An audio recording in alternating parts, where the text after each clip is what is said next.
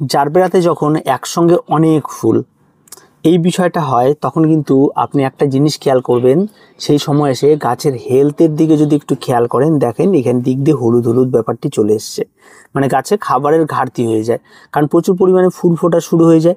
আর এখানে ফুল দেখুন কটা ফুটেছে, একটা দুটো তিনটে চারটে পাঁচটে, আর এদিকে হয়তো আর একটা ছিল। আর জারবেরা গাছের এই সমস্ত জায়গা থেকে কিন্তু আপনি বীজ সংগ্রহ করে রাখতে পারেন, এর ভেতরে প্রচুর পরিমাণে বীজ হয়ে থাকে, তো সেগুলিকে রেখে দিতে পারেন।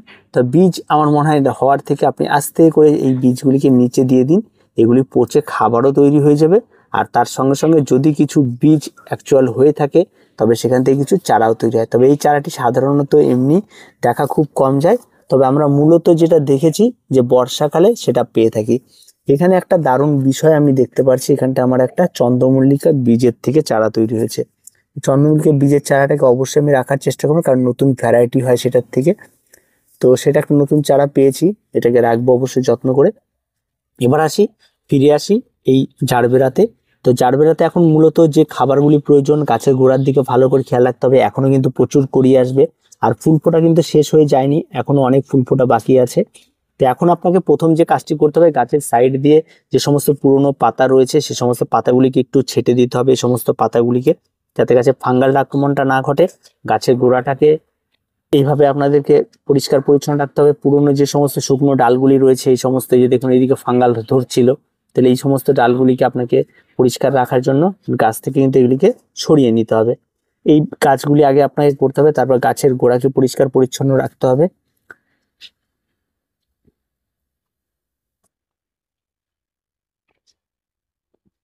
তবে শুধু আমি যেটা বললাম যে জারবেরা নতুন চারা বীজ থেকে হয়ে থাকে সেটা না, এই যে দেখুন জারবেরার এই যে এটা যেমন জারবেরারই চারা, এই যে এটা এই ফুলেরই চারা নিচে ফেলে দেওয়া হয়েছিল, এখান থেকে চারা তৈরি হয়েছে।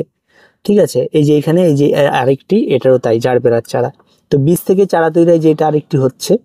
তো এরকম ফুল ফেলে রাখবেন গোড়ার মধ্যে, সেখান থেকে নতুন নতুন জারবেরার চারা আপনারা সারা বছরই পেয়ে যাবেন, সেগুলিকে তুলে তুলে আপনাকে ভালো করে লাগিয়ে রাখতে হবে। তো জারবেরা বীজ ক্রয় করার তেমন কোনো প্রয়োজন পড়ে না। আর এটা কিন্তু আমি আবারও বলছি, এটা কিন্তু টিস্যু কালচারের জারবেরা না, এটা কিন্তু পুনে ভ্যারাইটির জারবেরার ক্ষেত্রেই সম্ভব। ঠিক আছে, আর এই জারবেরা কিন্তু আপনি যদি ফুল দেখেন একসঙ্গে কতগুলি ফুল ফুটেছে, তো এইরকম যদি ফুল নিতেই হয় তাহলে আপনাকে কিন্তু এই পরিচর্যাগুলি করতে। এখন আমি যেটা করব সেটা হচ্ছে গাছের গোড়ায় খাবার প্রয়োগ করব, আগে খাবার তারপরে নিড়ানি।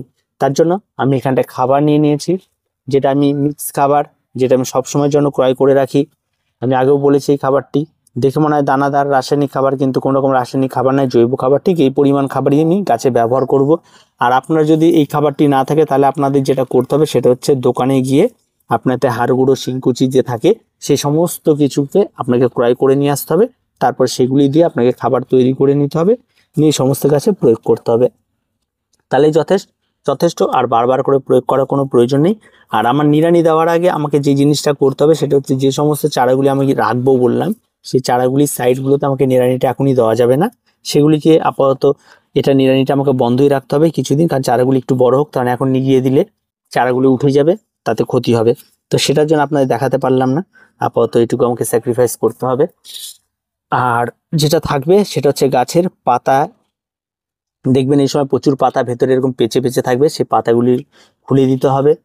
আর প্রত্যেক গাছের ভেতরের দিকে খেয়াল রাখবেন, যদি কোনো রকম ফাঙ্গাল বা কোনো কিছু ব্যাপার থাকে তাহলে অবশ্যই অ্যান্টি ফাঙ্গাল আপনাকে স্প্রে করতে হবে। এই ছোট ছোট কাজগুলি কিন্তু ফেলে নিতে হবে। আর জারবেরা কিন্তু তেমন কোনো কিছু নেই, এখনও ফুল দেবে, সারা বছর ফুল হবে জারবেরা, এই সমস্ত ভ্যারাইটিগুলি প্রচুর পরিমাণে কিন্তু ফুল হয়ে থাকে। আর ফুল নিয়ে কোনো রকমই হাই হুতাশ করবেন না, একদম অনায়াসে পাবেন। গাছকে একদম যত্নের সঙ্গে রাখুন। ফুল দেখুন জাস্ট এই জায়গাটিতে আপনি যদি খেয়াল করেন তাহলে আপনি ভালো দেখতে পাবেন, যে এই যে দেখুন একটা ফুল, দুটো ফুল, তিনটে, তো এইরকম ফুল কিন্তু পেয়ে যাবেন আপনারা। এটা কিন্তু স্টিক আরো বড় হবে, আর এই ভ্যারাইটিগুলো স্টিকগুলো একটু ছোট হয় আর দেখতে অনেকটা সুন্দর হয়ে থাকে, আর প্রচুর পরিমাণে কিন্তু এদের ফুল হয়ে থাকে। আর যারা নতুন বসাবেন একদম নর্মাল মাটির মিশ্রণ তৈরি করবেন, বসিয়ে দেবেন।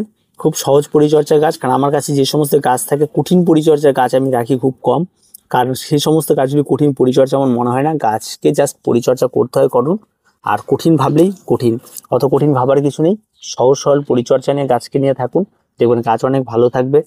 আর গাছকে সবসময় মনিটরিং করতে হবে, গাছ ঠিকঠাক আছে কিনা, গাছের ঠিকঠাক পারফরমেন্স আছে কিনা, গাছের নিচের পুরোনো পাতাগুলিকে কেটে দেওয়া, ঠিক আছে, যে পাতাগুলি একটু বিগড়ে গেছে মনে হচ্ছে সেই পাতাগুলিকে আলাদা করে দেওয়া, এই ছোট ছোট পরিচর্যাগুলি করলে আপনার গাছের গোড়াটা পরিষ্কার পরিচ্ছন্ন রাখা, এই সমস্ত বিষয়গুলিতে একটু ধ্যান রাখুন, দেখবেন আপনার গাছ অনেক ভালো থাকবে আর গাছ অনেক সুস্থ থাকবে, গাছের নতুন নতুন প্রচুর ব্রাঞ্চ ছাড়বে আর গাছে ফুল কিন্তু ভরবে আরো।